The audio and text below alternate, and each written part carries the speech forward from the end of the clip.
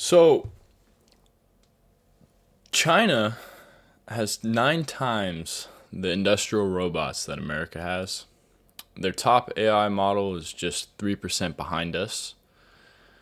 They're educating their engineers over here in America, and they're taking all that knowledge back home and using it against us.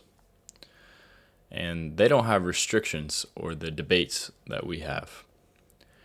And while we're arguing about AI ethics, they're just building the features. And this is what this is what it looks like when we start to lose this AI race, right? We're losing the war before it starts. There's a race happening right now, and it will determine which country dominates for the next 100, 200 years. Economically, militarily, and culturally. It's not a nuclear race. It's not a space race. It's the AI race. And the United States is a divided team with no coach, while China is, they're 2017 Warriors. They're together with what they're doing. They're acting like a country that wants to win. What is China's advantage, right? Well, the whole nation's on board. Their government doesn't negotiate with their tech sector. It's direct. They're unified. They have a top-down approach that gives them speed and coordination, which is an advantage that has fragmented the free market that we just cannot match here in America. AI and robotics are a centerpiece of China's 5-year plan, backed by $138 billion in national venture capital. Their military civil fusion is, China's blending their policies of private tech development with military application, which means that every AI breakthrough in a Chinese company automatically feeds into national defense. There's no Pentagon versus Anthropic like what we have here in America. There's no standoff between companies. The government gets to decide what to build and how to use it. In America, some people are all in on AI. Some refuse to use it. And the government is suing the companies that are leading the field and producing the most advanced tech. We're not a unified team. We're kind of a debate club, which is a problem. We won the space race because JFK, which in my opinion is one of the best modern day presidents, he ran on the premise that we need to win this. We need to unite and win this race, right? That's not alive here today in America. People don't see the importance of this, how critical it is to not only our success as a generation, but to the future generations that are going to come after us. And quite honestly, the talent pipeline is telling the whole story behind this. We are training all of China's engineers. For decades, America has been educating the world's best minds in tech, right? Silicon Valley is the tech hub of the world, and our colleges our universities are some of the best in the world for it. And it's not just American kids coming over, but it's tens of thousands of Chinese-born Chinese citizens, natural-born citizens, coming over here and getting educated. And many of them are just going home right afterwards to go work in China. And they're building tools with what we taught them without the restrictions that we have. The White House accused China in 2026 of deliberate industrial scale campaigns to steal U.S. AI models. Stanford's 2026 AI Index found that China has nearly erased all of America's AI lead, and China's top model is now within 3% of America's best. A decade ago,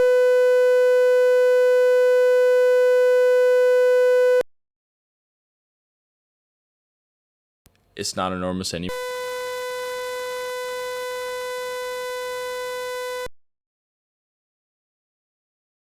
It's ethical.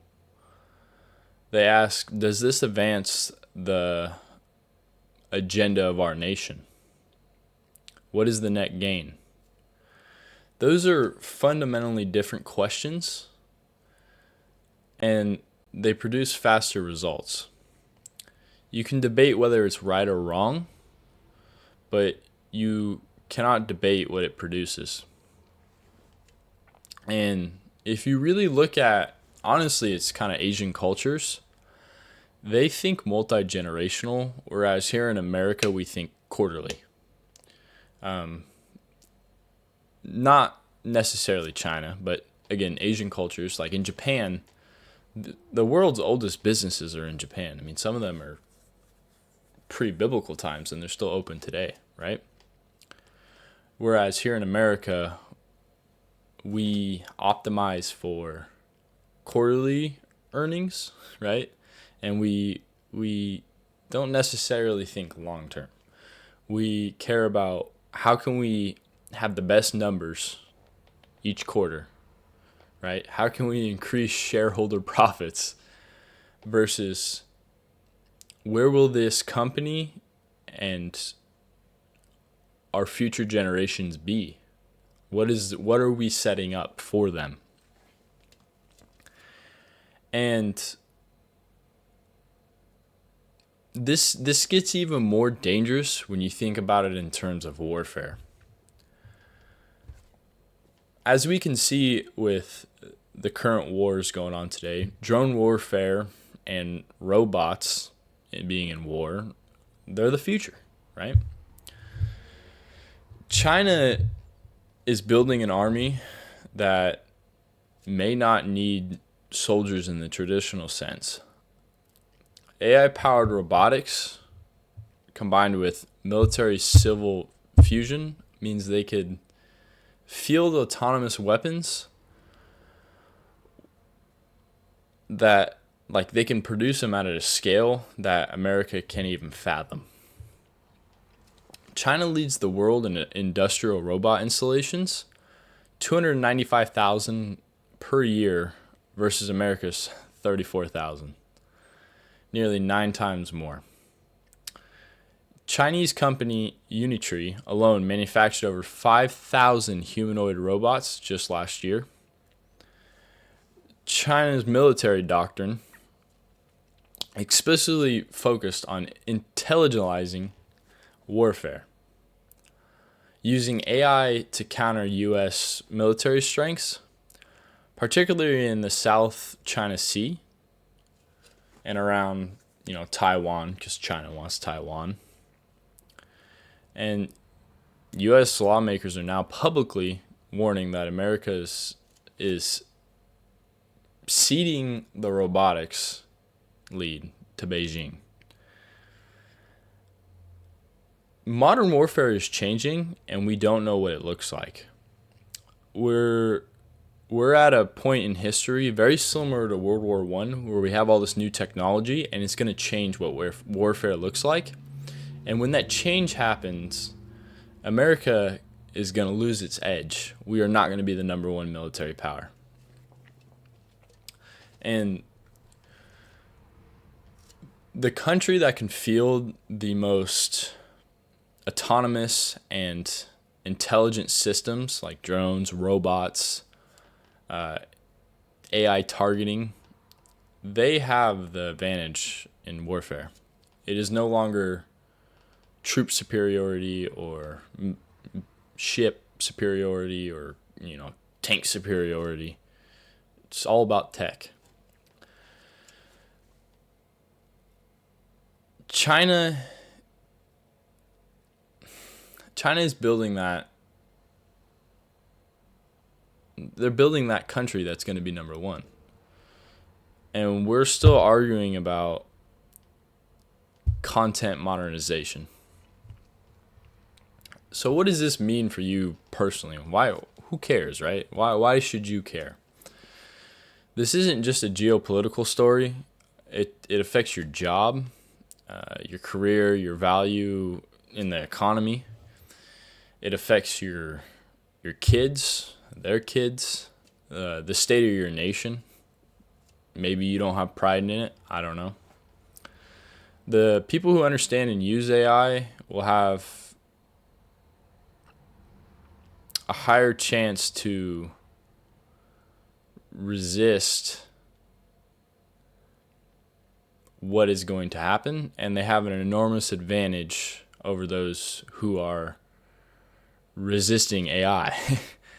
And nationally, the stakes are even higher. In the globalized economy that we have today, when one country has an entire nation unified around a goal with a technology, right, like we did with the space race, and another country has half of its population resisting it, and lawmakers and the government and the companies all not aligning on what to do, we're not going to win. The jobs, the industries, they will all flow towards the country with the better tech.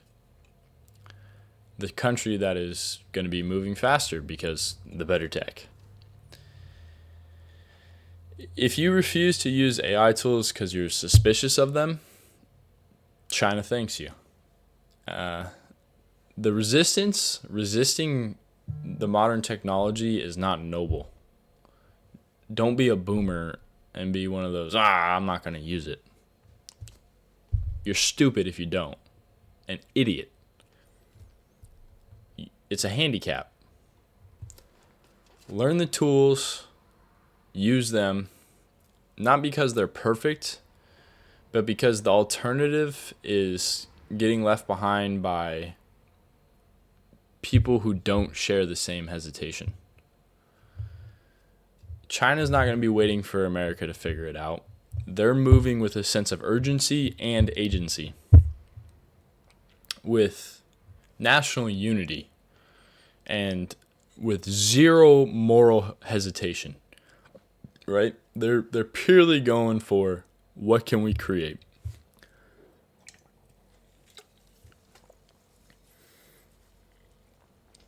We have the best researchers, some of the best minds in the world. We have the most well-funded, we have some of the richest private investors in the world. And some of the most advanced models. But just barely. But when we have a fragmented nation that can't agree on a direction or what to do, it's not going to work. It's like a coach of a sports team and all of the coaches under him don't agree on the game plan, and the players are confused and or don't agree on it either. The question isn't whether AI is good or bad or whether you should use it. The question is are you going to wake up and realize that this is a race and you can't just hide under a rock and not